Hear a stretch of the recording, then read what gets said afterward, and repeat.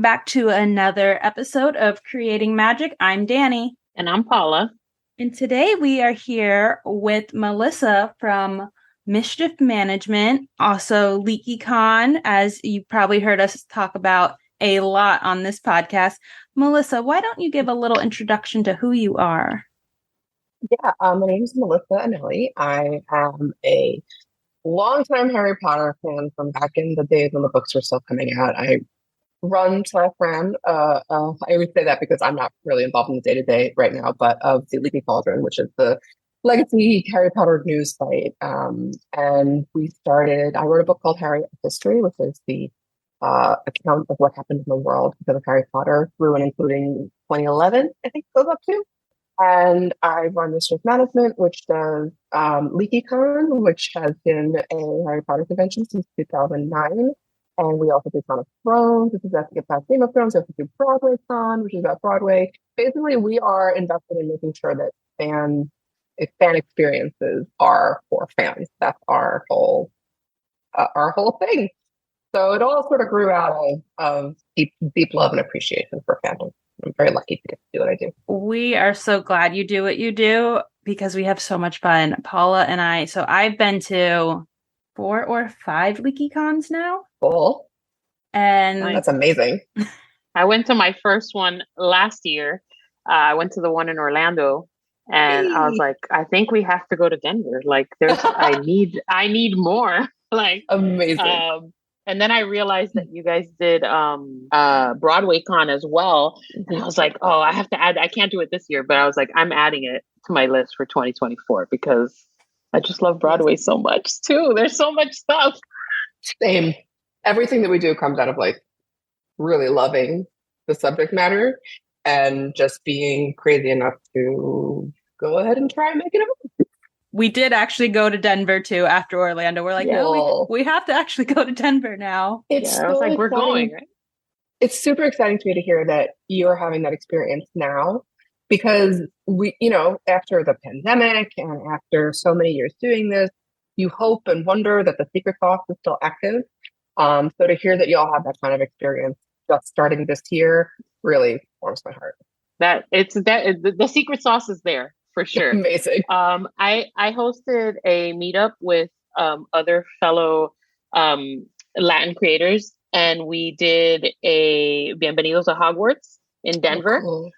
And I heard about this program. I didn't go, unfortunately. And it was a small group of people, but it touched so many. I might cry. It touched so many people. And I met new people that came to the meetup and we're still like in touch and stuff. And it was just it was so cool to meet other people like me that also love the fandom. And it was just really nice. And I can't wait to do that again because it was amazing. Oh, that makes me so happy. There's really not enough places in fandom where people get to say, I need to be with people like me, and we try really hard for that. Like everybody else, we have ups and downs and successes and failures in that area, but we really try for it. So to hear that is so gratifying. Yeah. And I think your team works so hard at being very inclusive.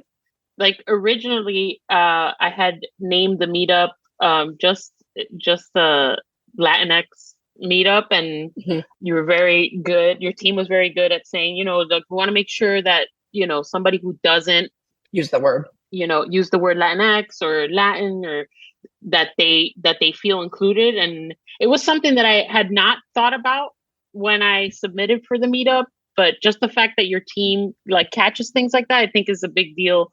And it made a big deal for the people who attended as well. So that's great to hear because we're always trying. We can't promise perfection on that score. The world is always changing. Definitions are always changing. Words are always changing. We miss things, but I feel like at least the effort is part of the battle.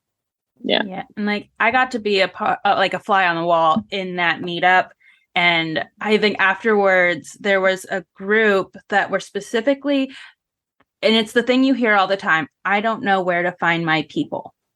And Paula and I were watching this group that were all like Denver locals, like do what we do here in Orlando and get to meet up. And we were just like watching them. We're like, they're all making friends that they can They were see exchanging regularly. numbers and Instagrams, and I was like, I started crying because that's what I do.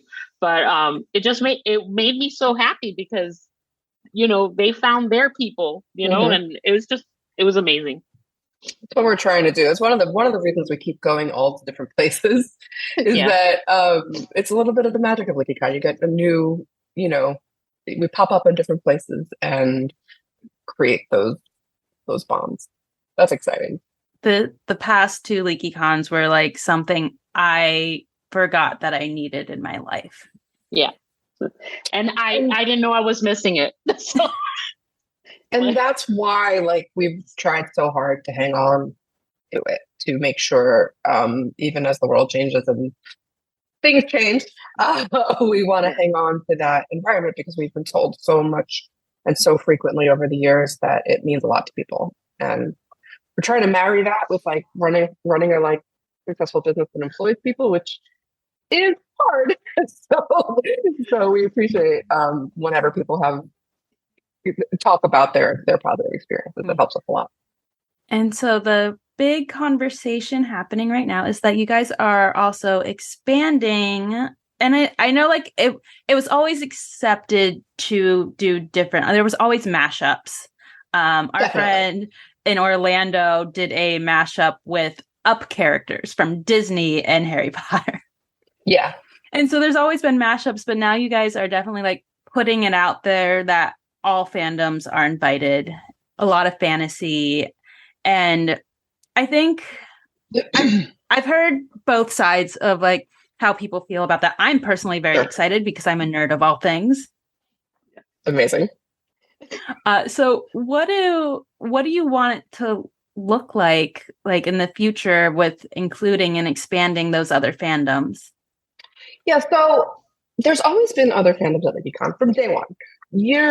First year, we even in our guest inviting, we invited the Green Brothers back in 2009 when they were very new to the scene. There was a Harry Potter tie-in there, but we didn't, make them just come and talk about Harry Potter. It was just nerd criteria. In our second year, 2011, we did some lit track. We've had stars from Buffy and Hunger Games and the writers of Supernatural and stars from Supernatural. Like we've always known that the Harry Potter based fandom had interest in other things. And we started consciously moving toward making Leaky a multi-fandom event in 2012. We really started gearing our programming that way. And 2013, 2014, it was all going great. And then we had the idea to change the name to Leakycon. And everybody got confused and it wasn't good. And so we ditched that and went back to Leakycon just being a Harry Potter event, starting the cycle over again. And that was going okay, but we know that we really wanted to expand. And so what's happening now is that everybody's like, well, what's the difference? If you always accepted multi-fandom before, what's the difference now? The difference is in naming it. That's the key difference. And that is much more powerful than I think people realize. The subline on Harry Potter on Leakycon is not that we are a Harry Potter conference anymore. That's a sea change for us. It means we're going to be inviting a lot of talent from other entities. It means that we're going to be directing and not just accepting programming that is of multi-fandom. And most importantly, it's become important today to accept the Harry Potter fandom as we know it, the loving, inclusive Harry Potter fandom that we know, who doesn't want anybody to have to live in a closet, while also not propping up the extremely harmful transphobic nonsense that J.K. Rowling is putting out in the world. And let me for your listeners who may not know, the pain it causes me to say this. Obviously, I will never compare my pain to that of a trans person who's going through this kind of break. But understand, I was deep in the fandom. J.K. Rowling supported my career. She wrote a foreword to my book. I idolized her. She was a legend. And she could do no wrong in my eyes for a long time. And when these little things started coming out that showed maybe some bad views, some updated views, and then the transphobic stuff started coming. It was a really hard break, and it took me a long time to accept that my hero had to be to play. And when she really broke on the scene with all her horrific transphobic views, it just became important. Like, listen, you could you could double down right now and just call it a Harry Potter thing, and suddenly they need all the support they can get. And we have gotten offers of money to support the game. We have gotten offers of money to do other things, and we have said no, or we have responded saying we'll consider this if you make a six-figure donation to a trans supporting charity, at which point the conversation ends. So it's not. This is not an easy choice. This is not a. This is not the easier path. It's an easy choice because it is the right thing to do, but it is not the easier path. It's going to be the harder path to make the hard break and just say we are not a Harry Potter conference anymore. We are not relying on that name to sell tickets. We are not walking into it. We have to just more establish ourselves. So I know it's a long answer and kind of rambling answer. It's just all my feelings are constantly swirling about all this. But the bottom line is being mean to my friends. Leakycon has had if you literally look at the percentages of the number of gender queer or non-conforming gender people that come to our events, it's like 5 to 6 times higher than the national average or the average at other events. And that's a raw data way of putting it. But the anecdotal way of putting it is that we have met and known and loved these people for a decade. And when this started, it became so personal because our friends were getting hurt.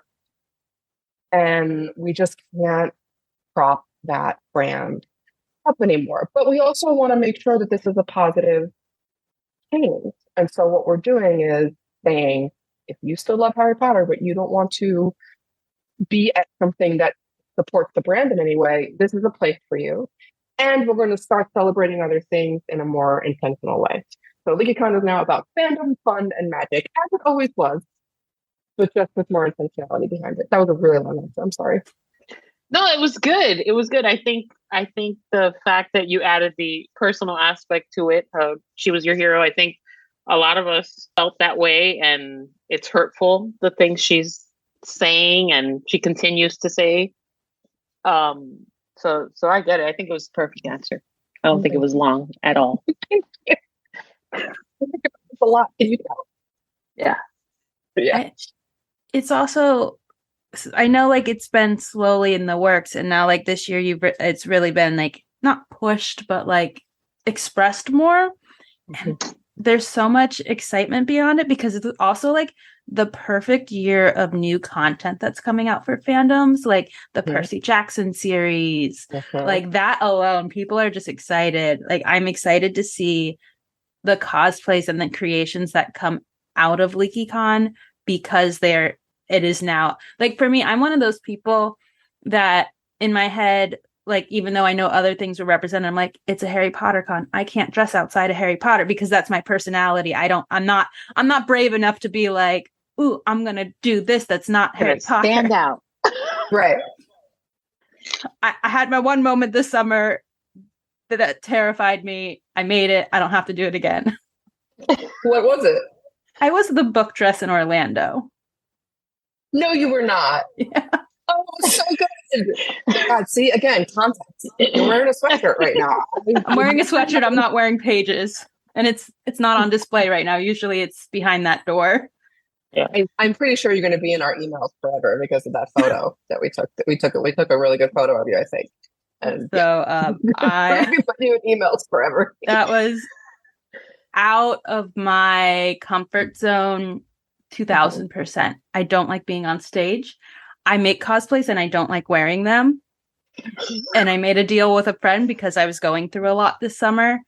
And she's like, we're making it, we're entering together, and we're going to do it. And it kind of all just like dominoed. But it was a moment that I will never forget because I found the people that showed up for me. And it was something I didn't realize I really needed to experience. But seeing so the creativity, like I think the majority of like cosplay creativity that I see is always at Leakycon versus other types of conventions, because sometimes other conventions are intimidating if you are not top tier cosplayer. Yes. And Leakycon, we don't care what level of cosplayer you are. We just want to see what you create. Totally. I love the cosplay, just walking around and basking in a type of creativity that I don't share in because I don't have the time. I love to sew, but like I don't have the time to make these things. And so people get so creative, and it tickles me every time. Yeah, I love the like out of the box cosplays that are not really like, it's not a character, it's not, it's just like some obscure thing that you may have been on like page 186 in the fifth book, and this person turned it into a cosplay, and I'm like, how did you do that? Wow. Like, I love that. Yeah. Me too. And it's not just like the panels that you guys provide. What type, like, do you have an idea of like what type of additional panels or extended panels that you're wanting to see for people that want to submit panels? Which, by the way, deadline is April 2nd. Yes. I got my dates. April 2nd. So I think the first fandom that we're really focusing on is Lord of the Rings. It's always been a hand-in-hand fandom for us. And we want to explore that a little bit more. We're working on some guests in that vein. I think you'll get some announcements soon. And so I think you're probably going to be seeing some of that. And then the rest is also being like developed right now. We're thinking about Percy Jackson. We've taken some polls of our audience, and it seems that Avatar Airbender is a popular fandom with this group. We might be doing some cosplay and some not cosplay programming around that. I'm sure there will be some cosplay. We're still kind of figuring out what is going to be, but we're really excited. I think the Lord of the Rings staff is the right first one, and then we're going to try going for some Percy Jackson and some other stuff. But as for like what the actual programming will be, Paula's dreading. I see it in her eyes. She's like, Danny's going to make me watch Lord of the Rings now. I know. I have not watched Lord of the Rings. Dude. It holds up. These movies were made 20 years ago. I did a rewatch over, I don't know when, recently, and they hold up. It's unreal. Even the effects hold up. I don't like. Yeah. I've got HBO shows from last year that don't hold up as well as, Yeah. I'll give it a chance. It's really not like I'm against watching it. It's just never been I don't really have a lot of fandoms, so fair enough. I'll say this: you don't have to read them. The books are incredible; they are works of linguistic masterpiece. But there's a lot of songs, is what I'm saying. Okay. There's a lot of songs, people just singing. There's a lot of long descriptions of forests and trees and stuff, and they're great. They are brilliant. But as far as like, I need to like absorb the story. Go movies. Okay. All right. I like that. I do. I'm not going to say one's better than the other. That's a thicket in which I'm not going to put my foot. I have a mini Lord of the Rings wall to my left here. It is all artwork from our dear friend Sid Sketched. No, I love Sydney. It's her Hobbit collection and the Shire front door that I just have on this wall over here. She's so good. He's amazing. It's incredible. And that's a perfect example. We met her through the Harry Potter fandom. But it is so clear that she has such a rich, incredible repertoire, and she's going to be a famous illustrator if she's not already. And she's also just like one of the most lovely people. And she's somebody also who was like, I love Harry Potter. It was my life. Can't do it anymore. And like the thing about that discourse that really gets me is when people tell people to just shut up and deal with it and get rid of it. Like, I understand what they're saying, but with respect that this was like 10 years of people's lives, 20 years of people's lives. They made friends, they grew, they got out of their comfort zone, they got less lonely because of Harry Potter. Like, give people a little grace to figure out their relationship with them. It took us a couple years and a pandemic to figure it out, so. Yeah, that's like, and that's been like the hard part for me is this is where I met my friends. This community is how I found the people where I feel like I belong. So when people ask me that, like, it's really hard to be like giving up this thing that was such an integral part of me. I started reading the books when I was 12. Like, they've been in my life more than they haven't at this point. And Yeah, that's where I absolutely. found my people. So it's hard, like, saying like, well, giving that up also means giving up a friend community, because that's a lot of what we do and meet around. And our friendships are Right. bigger than that, but it's a hard balance. Yeah, for me, I read it as an adult. When they came out, I always tell this, I was already of drinking age when they came out in the States. So it was a big thing. It was the first time I read a book that I loved, and I was an adult. So yeah. When I see the takes, they're like, she's just a bad writer. She's just a bad writer. I'm like, you know what? No, like there's no way to say that. The fact that millions of people enjoy the book is like default.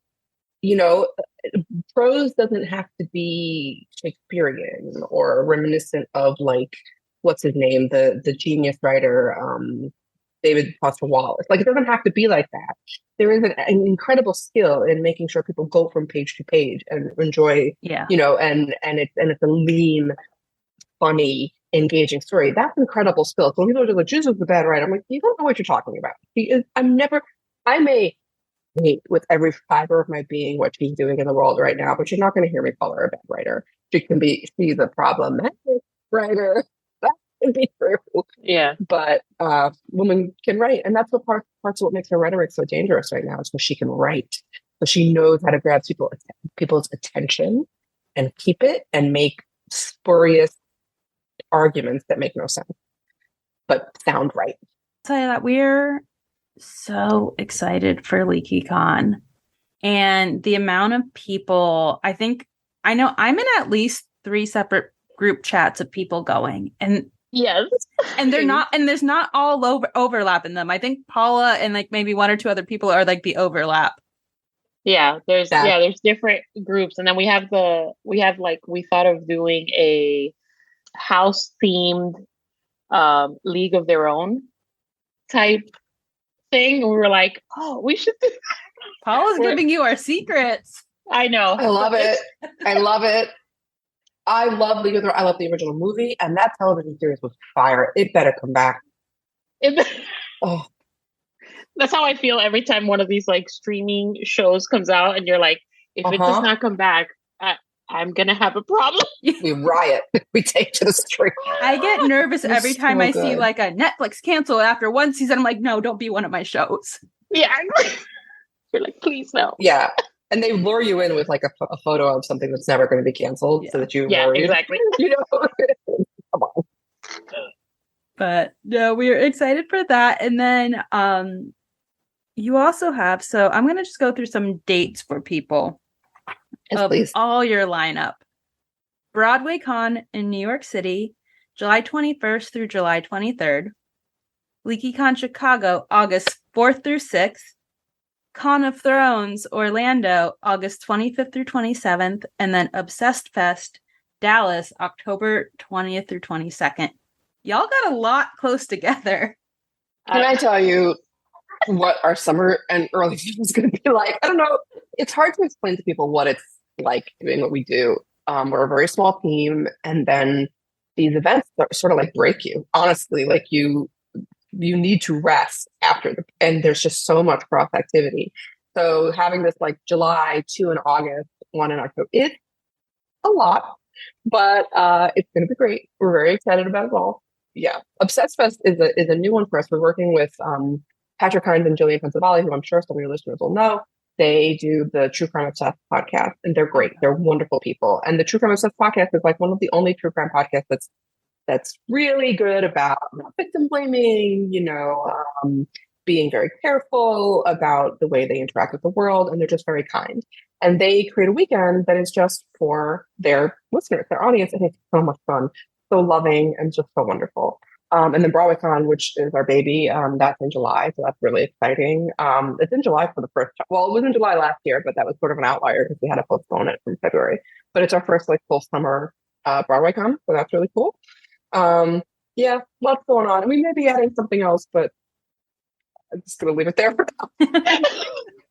It'll be a rough couple months, but then we have these months, which are still busy, but like not as bad. And that's why we're able to maintain a 4-day work week during these times and stuff like that. Yeah, I can't imagine it. Paula and I traveled like every weekend of October for a fan event, Mm-hmm, and that like nearly killed us. And I can't imagine being the So I can't planner imagine behind it. planning in like, because that's like a short, what is that, like 4 or 5 month span? You have like all these back to It's more like all the deadlines are coming together, and a lot of like the real deadlines for an event are hitting while we're at other events. So it's going to be very exciting. We'll see. Chaos. Some people thrive on chaos, and that's maybe that's you. I'm excited to see what the Con of Thrones is like, because like I said, I don't have many fandoms, but I do love like Game of Thrones and like House of Dragon. So I'm very excited to see what that's going to be like. I'll definitely attend because it's in Orlando, so have to check it out. Oh, amazing! Yeah, Con of Thrones is super fun, and there was an official Con of Thrones Game of Thrones convention this year that seemed like it was good, had good guests, had a lot of stuff, but missed that like fans talking about the things fans want to talk about. And since we're in the unofficial space, which is a space that is wild that exists, it seems to be that we get to do things that official conventions don't. Now, if we do get the opportunity to make it an official convention, which frankly I'd love because it'd give us a lot of opportunity, something we'd have to do is fight for fandom inclusion still. It's a tricky, and it's just like somebody arguing with the people in charge to say, no, you have to let this happen. So we'll hope maybe one day we'll get to do an official event and say, sure, we're going to do this great, but we're going to tell you why you should include fan programming as not including fan programming, and hope that they listen to us. The thing about the events you guys put on, and every single person I've never talked to someone who hasn't said that, is the thing they love about going back is it's the people. It's all about the community and the people. Yes, it's a reason to meet up about the thing we love, but it's like when we talk about it, we don't talk about necessarily like who's coming. We're like, who's coming from our friend group all across the world that we get to see. Yeah. We're like, yeah, we'll go to these panels. We're excited for these things. We're excited to see this actor or this person that's been involved with it. But we're really excited that there's a safe place for all of our friends from across the globe who may have not ever met each other because we're Instagram friends, get to go and meet. Yeah, honestly, the people are why we do what we do. It's absolutely true. And it is why this company exists, because we were going to just do the second Leakycon and be done. And something happened at the second Leakycon that was we were just like, something's happening here. We can't let this go. And that's when we became a company and started hiring people and started going down this road of trying to also be a company that tries to do as best as it can in the world, in addition to making full events. Not the easiest road, especially during a pandemic, but we're getting there. Yeah, that was a tough few years. Oh yes. So hopefully we're past it, but we'll see.